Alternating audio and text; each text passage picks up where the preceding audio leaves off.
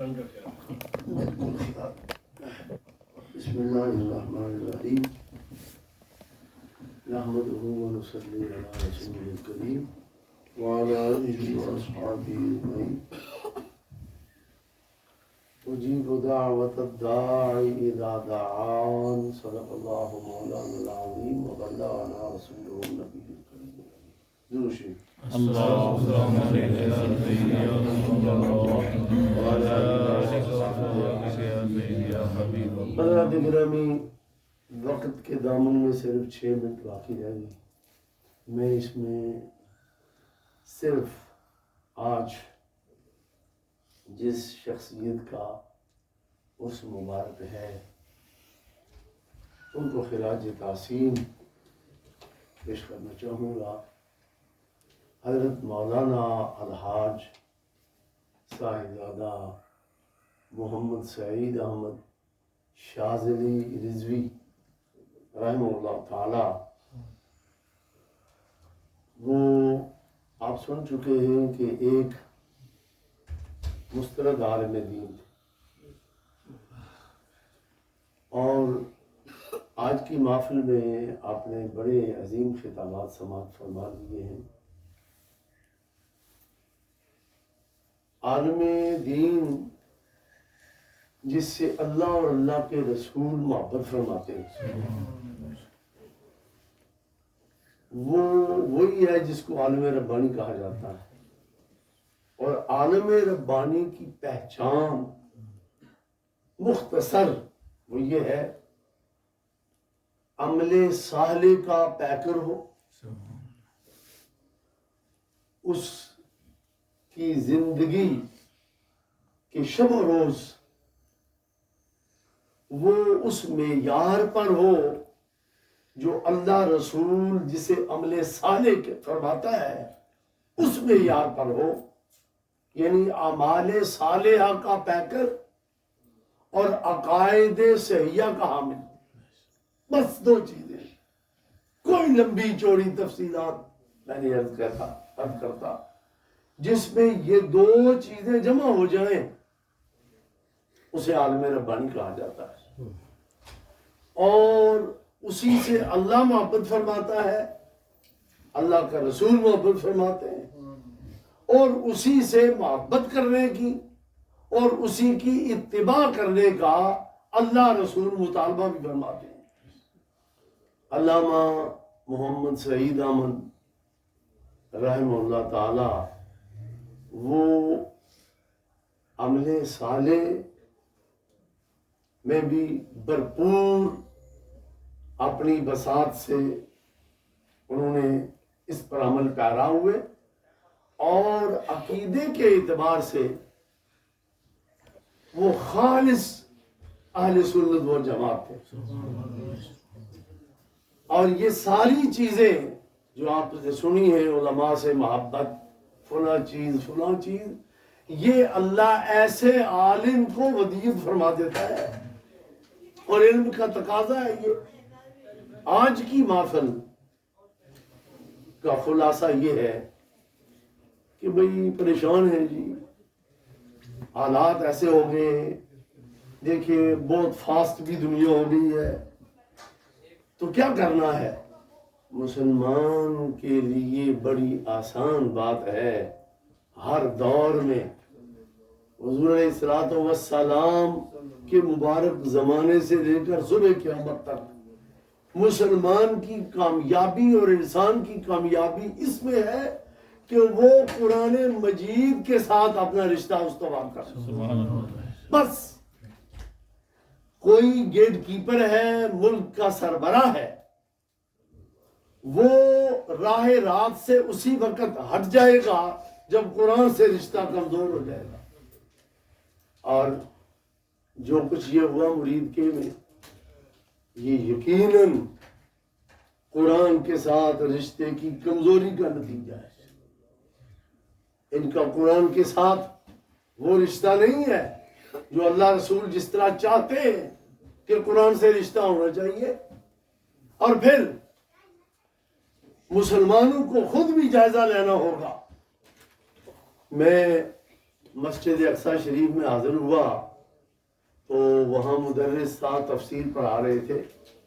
تو میں نے کہا کہ بھئی انہوں نے مجھے پر بٹھا لیا صاحب.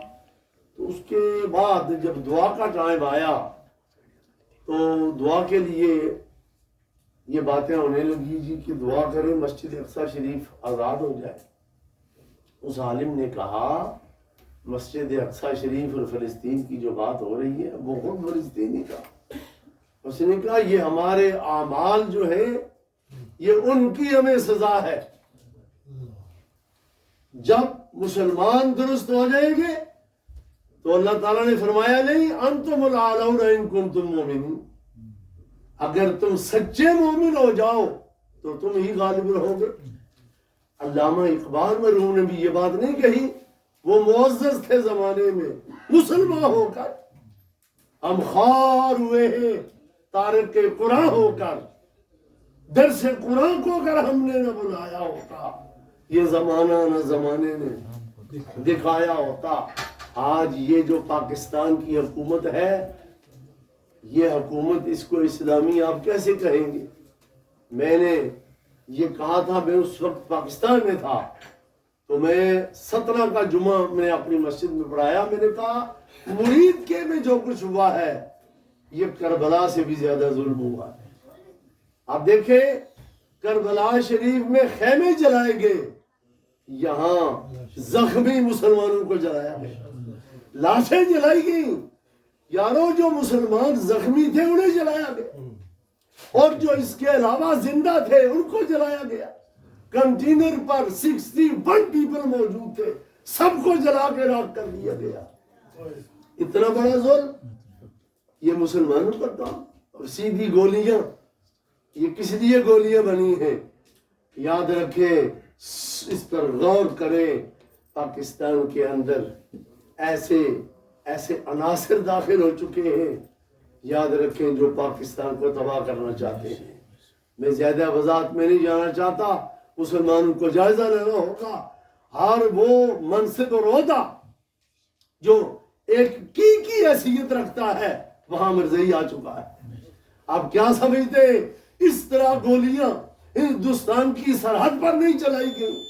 جس طرح مرید کے میں اللہ اکبر اذان دی جا رہی ہے، یا رسول اللہ کے نعرے لگائے جا رہے ہیں، درود و سلام پڑھا جا رہا ہے، اور سیدھی گولیاں ان کے سینوں کے اندر چلائی جا رہی ہے. مسلمان ایسا کر سکتا ہے؟ مسلمان نہیں کر سکتا. اور پورے یہ حکمران سب اس کے اندر برابر کے شریک ہیں اور اوپر تک چلے جائیں. اللہ تعالی ہمیں سمجھنے کی توفیق عطا فرمائے. اور آخری جملہ میں عرض کر کے ختم کر رہا ہوں. حضرات گرامی، یہ محفل جو آپ نے منعقد کی، آپ اس میں تشریف لائے، حضرت علامہ صاحب نے، ساجد صاحب نے جو یہ اہتمام کیا، یہ ایصال ثواب ہے، ایصال ثواب کی نیت ہے. اور یہ ایصال ثواب کیا چیز ہے؟ یہ ہمارا عقیدہ ہے کہ اس ایصال ثواب میں مرحوم کے لیے نفع اللہ نے رکھا ہے، نفع رکھا ہے. یہ ہمارا عقیدہ ہے اہل سنت و جماعت کا.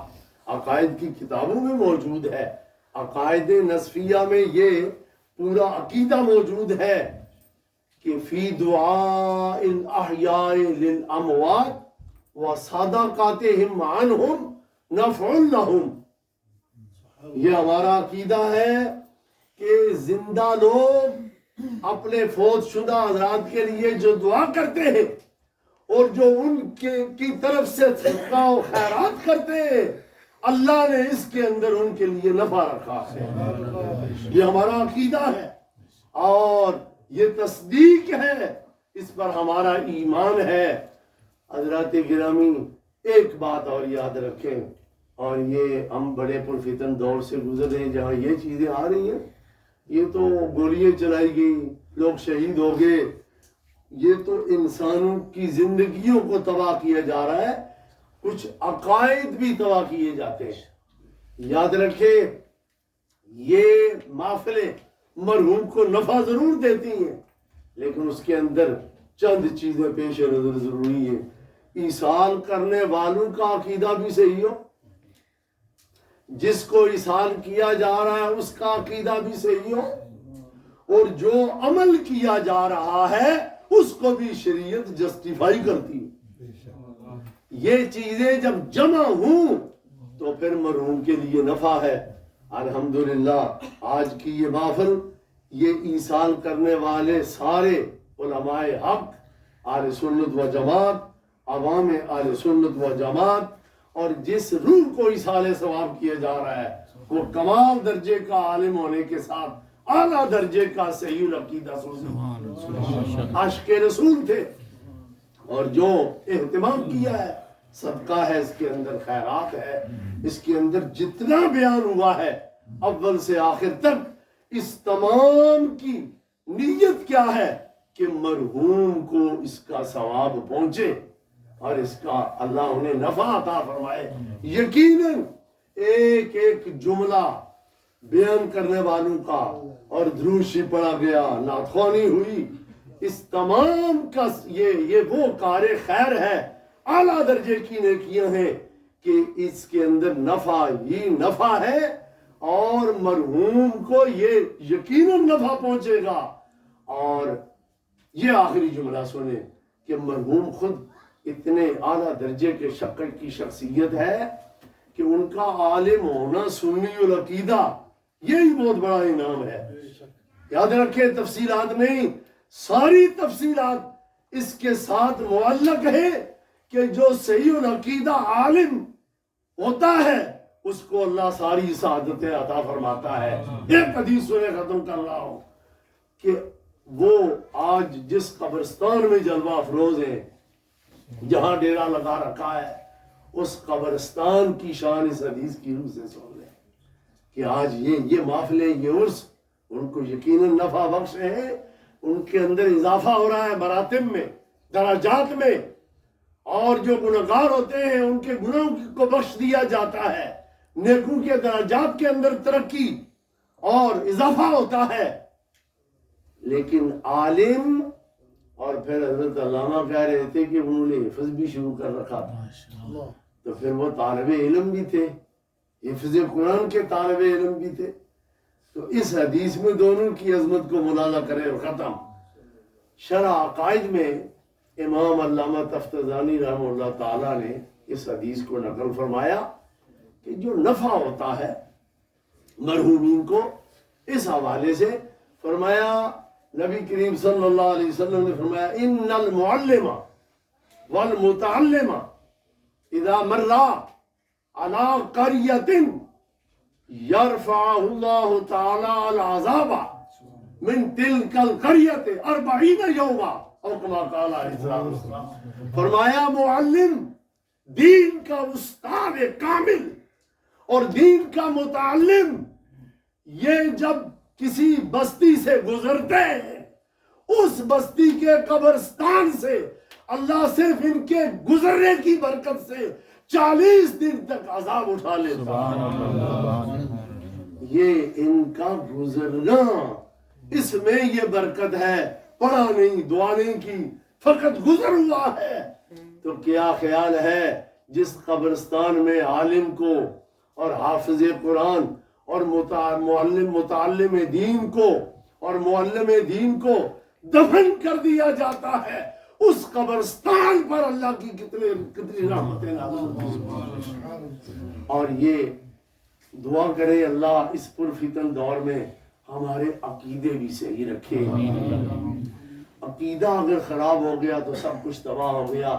لوگ کہتے ہیں کیا ہو گیا جی، وہ فلاں نے یہ کہہ دیا، وہ کہہ دیا، ایسے ہی پیچھے پڑ جاتے ہو جی۔ کسی نے کہا کہ صدیق اکبر ظالم تھے، غاصب تھے جی، انہوں نے حدیث گھڑ دی اپنے پاس سے، وہ باغ فتق والی، کیا مسلمانیت ہے، کیا خلافت ہے۔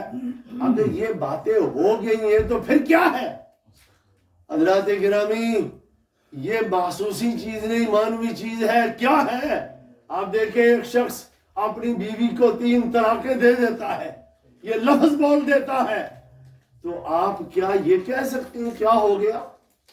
ہو یہ گیا کہ نکاح کا رشتہ ختم ہو گیا اور وہ عورت حرام ہو گئی اپنے خاوند پر۔ اس کے ساتھ کوئی تعلقات رکھنے جائز نہیں ہے. یہ مانوی چیز ہے, نظر تو یہ چیز آتی نہیں.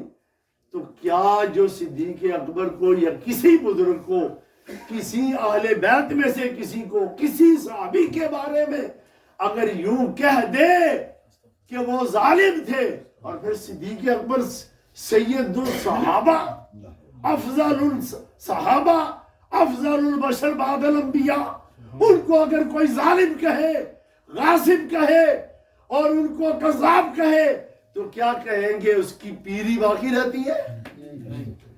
اس کا مفکر اسلام ہونا باقی رہتا ہے؟ دین کا رہنما ہونا باقی ہوتا ہے؟ سب کچھ تباہ ہو جاتا ہے, اس کا ایمان اور دین تباہ ہو جاتا ہے. کیونکہ صدیق اکبر تو وہ ہستی ہے کہ جس کو نبی کریم صلی اللہ علیہ وسلم نے بلا واسطہ اپنے ساتھ لگا کے بتایا, جہاں محمد الرسول اللہ وہاں صدیق اکبر ہے, وہاں صدیق اکبر ہے. صدیق اکبر کا کوئی کیا بگاڑ سکتا ہے؟ کوئی اگر صدیق اکبر یا کسی صحابی یا کسی اہل بیت کے خلاف بولے گا, اپنے آپ کو تباہ کرے گا. اس سے عقیدے ختم ہو جاتے ہیں. خدا را اپنے عقیدوں کو محفوظ رکھیں اور عقیدے کو محفوظ رکھ کے قبر میں جانے کی کوشش کریں, تبھی یہ ساری محفلوں کا فائدہ ہے, ورنہ کچھ بھی فائدہ نہیں. بڑی بڑی داڑھی والے بھی اگر عرصوں میں آ جائیں, جبے کبے والے بھی آ جائیں, اور بڑے سے بڑے جنازے بھی ہو جائیں, رتی بھر فائدہ نہیں اگر اس کا اپنا عقیدہ اہل سنت و جماعت نہیں ہے. اللہ تعالی ہمیں مسلک حق کا اہل سنت